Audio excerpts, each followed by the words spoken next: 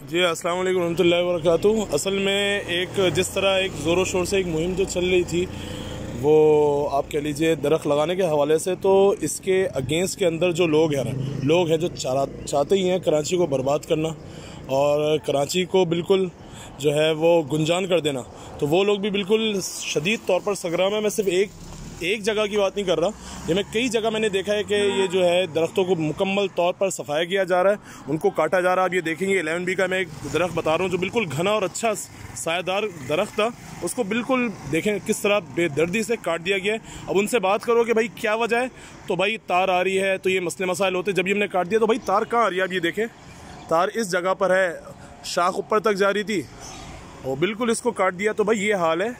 तो कराची दुश्मन जिस तरह जो है वो सरगर्म है ना, तो बस अल्लाह बचाए, सबको हमारे कराची से ही दुश्मनी है।